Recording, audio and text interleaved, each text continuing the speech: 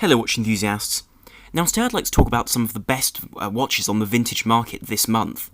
And I've been producing this series for quite a while now, several months, and I find that it's very interesting to look at these watches because often one is told about very interesting and very expensive vintage watches with a great deal of history behind them. So it really is brilliant to see some watches which offer a great deal of history and very, very interesting features and design for a much, much more reasonable price, which is attainable for the vast majority of us, and especially those who enjoy this hobby already. So without any further ado, I would like to begin with a wonderful Seiko, which really does offer a tremendous amount considering its history from 1968. However, before I begin this video, I would like to invite you all to join me on the social media platform Snups at The Watch Guys, a group set up specifically for you, my viewers, to discuss matters of horology with myself and with other enthusiasts, as well as giving you the ability to ask me questions or suggest themes and topics for videos. Therefore, I really do feel this will allow you to play a greater role in the production of my videos, and will hopefully enhance the viewer experience. It's certainly been brilliant to see a great many of you contributing on the group, with your own collections and questions, which really does lend to a tremendous community of watch lovers, able to share in our interest of horology. Therefore, I would strongly encourage you to join the group to enjoy these extra features at the link down below. Now, the first watch in this video is the Seiko 45GS.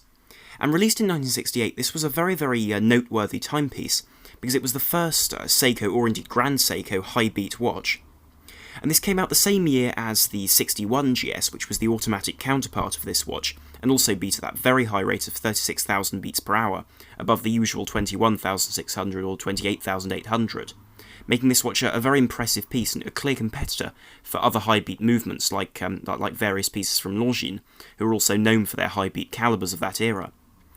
And this watch came with a large crown for ease of winding, and also was very slim due to the fact that it didn't have that winding rotor on the back. And also in my eyes is one of the most elegant designs to date from the brand, with its very slim Dauphine-style hands and very simple indices on the dial. Now this watch is 36mm in diameter, making it relatively small by modern standards. But that said, for many this won't be a problem, since this watch is designed to be a pure dress watch, and is very, very nicely designed, and wears slightly larger than equivalent 36mm watches due to the fact that the sides of the watch are gently tapered into the lugs, rather than having a sharp widening as one reaches the width of the case. And this does mean the watch appears more modern than an equivalent watch from that era, and in my eyes has a more complex finishing than, for example, an equivalent Omega Seamaster from that era in their dress range, though this watch isn't up to the standards of, for example, the Constellation range of Omegas. It certainly is comparable to equivalent priced Omegas, for instance, around that £400 to £500 mark in the Seamaster range. And the finishing of this watch is excellent, with a beautiful sunburst dial in that cream colour, with Seiko, Grand Seiko and High Beat on the dial, as well as the Seiko and Grand Seiko being very beautifully applied in polished metal, along with those fantastic faceted indices, which are clearly very legible and do have an air of classical dress watch, while still remaining relatively contemporary in their looks due to their size in relation to the dial. The hands are also very nicely designed and sweep out to reach the very edge of the dial, which is something which I like very much about watches in this style, because often one finds that sometimes hands are too short to be legible, or at least to look aesthetically pleasing in relation to the dial size. But here Seiko have done an extremely good job, and they really do reach out beautifully, again faceted in that Dauphine style, with a black indent going along the centre of the hand to match the blackened section in the middle of the polished indices, which do serve to give an air of luxury to this watch, underneath that beautiful plexiglass crystal, which is very much of the era, but I think holds a real charm. Now the manually wound high-beat movement in this watch really does show that it really is taking on the European counterparts from Longines and Omega, as well as Rolex offerings, because it really does show a wonderful level of decoration, which for a closed caseback watch tends to be rare, and one rarely sees in watches other than for example, high-end Omega Constellations, where they were beautifully decorated. But very often one sees a lot of fairly illustrious movements that weren't decorated in the era simply because one didn't see them. And the care taken here really is quite impressive, considering the watch, and the fact that Seiko were at the time still building their reputation to the levels of their European counterparts. One has that very understated style of finishing on the bridges and wheels, as well as a full balance bridge to protect that balance wheel running at its extra high beat rate, to give that very, very smooth second-hand flow, is well protected by that bridge from any shocks or bumps this watch may experience during daily life. And so as a result, I feel this watch makes for a fantastic purchase, considering one can get them usually for between £350 and £500, but at the very least under £500, which is is very, very impressive considering the history behind this watch, and the fact that to many this is an unknown piece of horological history, which has led to one of the greatest legends, really, in modern horology in terms of innovation, which is, of course, Grand Seiko. The next watch in this video is the Omega Geneve Megaquartz 32 kHz. And this is a range of watches made by Omega between 1973 and 1979. And as a result, they do have the typical styling of that era, with very interesting case shapes, brushing and polished bevels. Also, several of them have integrated bracelets, which are really an acquired taste, but one can fit a great deal of these watches to other types of strap, which makes them a little bit more versatile for those who do prefer a strap. But as well as being beautifully made and being very interesting pieces with their beautiful sunburst dials and very interesting handsets, which are typical of the era, these represent really the pinnacle of Omega's innovation in terms of making quartz movements. And these were movements designed specifically to take on the quartz crisis with an ultra-high accuracy quartz movement from the brand. Now, these movements offer rather an interesting package because they're accurate 12 seconds a year, which in 1973 was an incredible feat, in the case of this, the 1310 movement. And these movements were also thermocompensated, and so as a result could remain that accurate at really any temperature a person could comfortably exist in. And so as a result, these are, to this day, some of the most accurate movements ever made, and I do believe the most accurate movements made by Omega in history, in their history of the brand. And so as a result, they do command a certain price in other models, and were very expensive watches in their time. However, in the form of the Geneve being a sort of a less known model from Omega, they can be acquired between £400 and £800, which seems quite remarkable for such an incredible movement.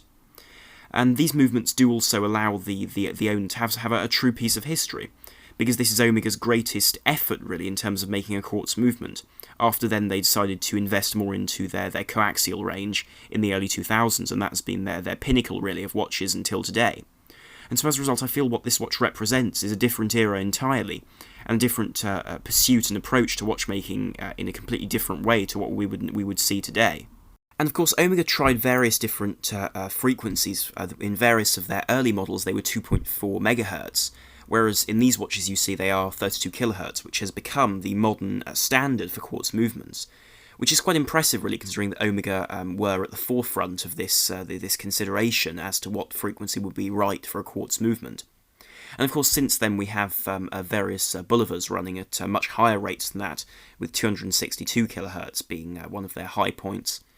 But I must say I'm still very impressed by this watch in terms of what it offers historically, especially to a watch lover who wants something a little bit different to a mechanical watch that still has a certain amount of history for a very, very reasonable price. One advantage to these movements is, though temperamental, which they are, Omega, I believe, can service them, because the Omega do say that at a fee they will restore their vintage watches if you bring them in and you require servicing and repairs.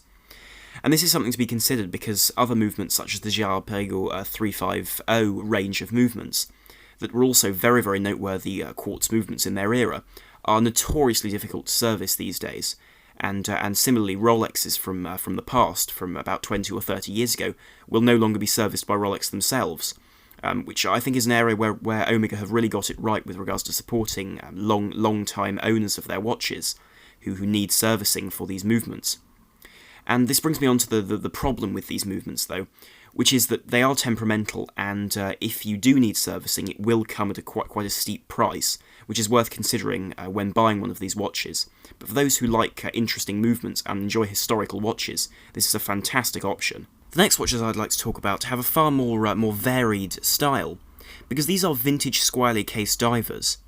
And the reason I like to talk about these is because I feel they offer a great deal in terms of someone who wants a dive watch with real history from the 60s and 70s, but for a much more reasonable price than, say, buying a vintage Doxa around the £2,000 to £3,000 mark. Here you can get a watch really from £200 to £1,000, which strikes me as remarkable value considering you can get a watch with admittedly a questionable water resistance because of its age, and really a watch should be tested before being used because corrosion and damage to the screw threads on crowns and casebacks can affect water resistance as well as seal degradation.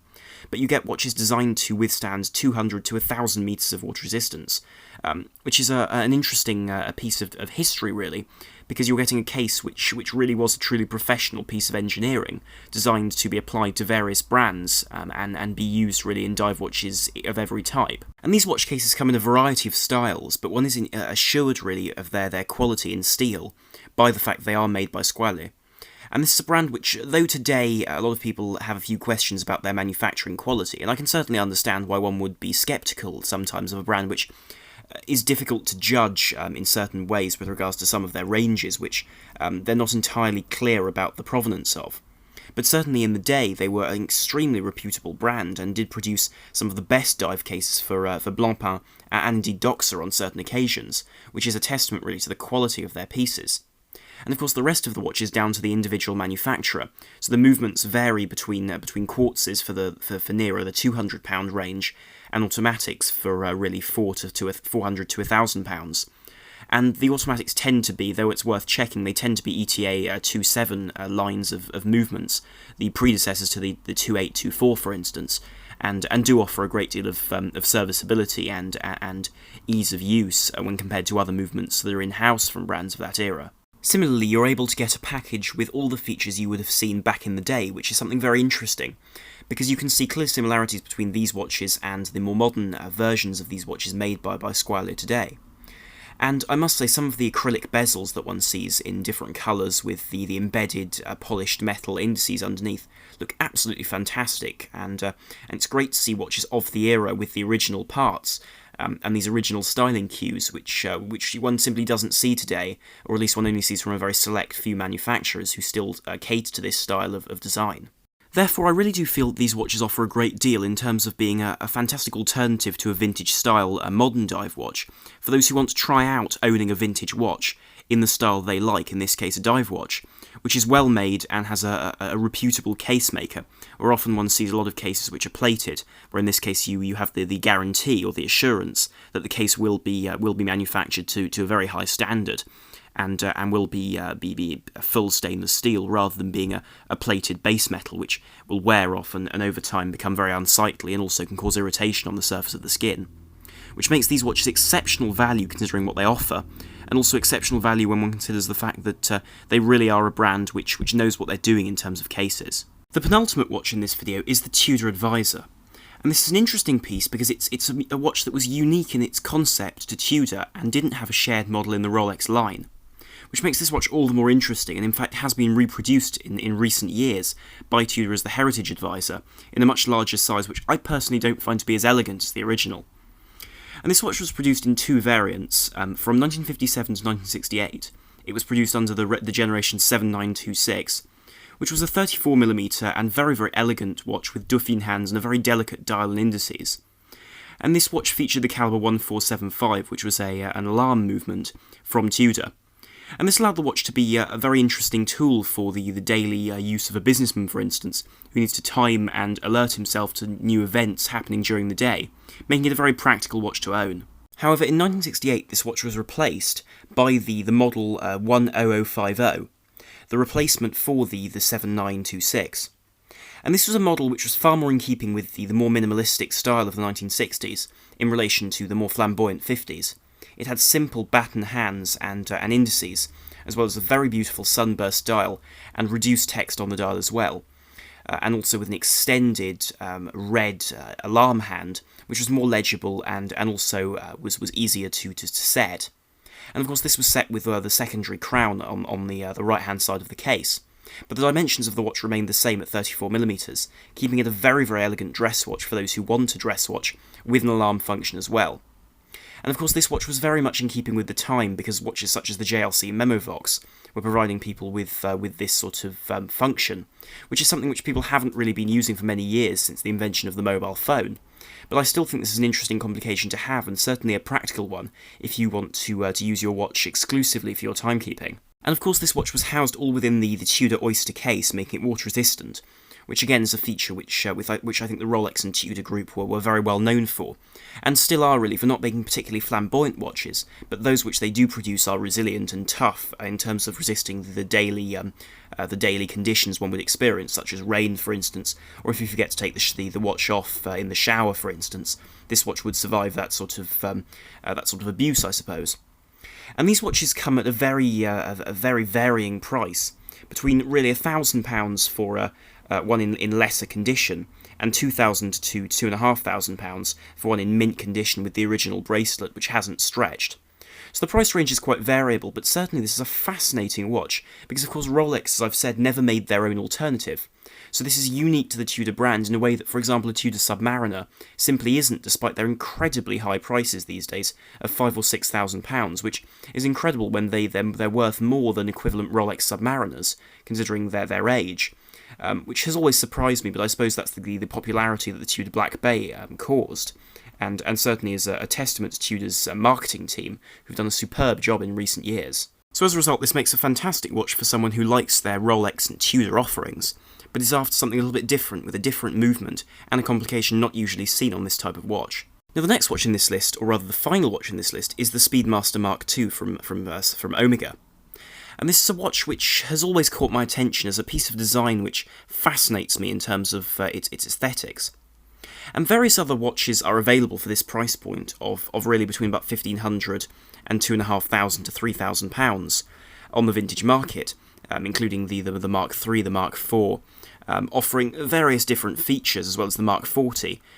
which all are fascinating watches with the helmet style of case of the Mark III, or the more squared off shape of the Mark IV.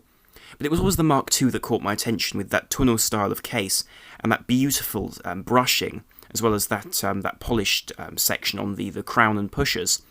and also that sunken dial with that raised internal tachometer.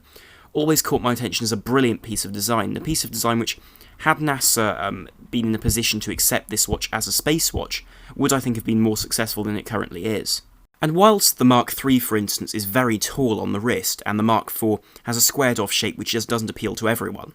the Mark II offers a Speedmaster which, in many ways, is built in a superior way to the original Professional from this era, from the 1970s, because this was a watch that housed the caliber 861, the very famous Omega caliber which succeeded the 321 in the original Professional.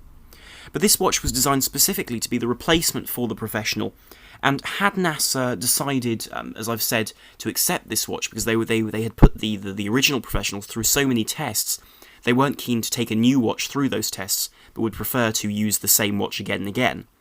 I think it's a real shame because this watch does offer a very clear advance in terms of technology, where one sees the pushers are protected in a different way by housing them in a position where they can't be knocked around because they would simply hit the inside of the case. And similarly, the way that the tachometer and the crystal is protected by this tunnel style of case is a real advance over the original Professional in my eyes. And of course the dial comes in two variations, the Professional dial, which is the black with the traditional style of indices with the two dots at 12 o'clock, and the white hands. And one thing one has to remember with these dials is that the indices do have a habit of fading, and so as a result one does see a lot of them with faded or disappeared indices, though I would prefer to see this than to see a dial where they've been repainted, which does detract from the originality of the watch and indeed the value. Or you can go for the racing dial, which I personally adore, which is a very clearly grey base to the dial, with orange on the hands and also on the dial itself to make it more legible, with a different shaped indice at each of the graduations on the dial, which does make for a very, very different viewing of the watch as a whole, and I think presents it as a very different watch to the Professional, and not as simply its successor, but a very, very different timepiece as a whole. And of course one does get the caliber 861, which isn't 321 with its column wheel, but is still a very, very appealing movement and the predecessor to the manually wound movements in today's Speedmaster Professional. And so I feel does present a certain amount of history, and this was the first generation of watch in that era to house this movement, again adding to the history behind this timepiece, which in my eyes offers a much more complete package to a contemporary Speedmaster Professional, which would cost easily 2 or 3 times the price of this watch, and in my eyes doesn't offer as original a package as this timepiece. Which really, in my eyes, has sparked a great deal of interest due to its unique styling and in my eyes, a very beautiful decoration of the case and dial. Anyway though, I'll conclude this video here, but thank you very much for watching, and please do like, share and subscribe to help the channel, and to enjoy more content here in future. Also, do please leave your comments down below as to what you think of these watches, and if there were any other options this month that you think might have made the cut. So thank you very much for watching. This is I'm on the Watch Guy, over and out.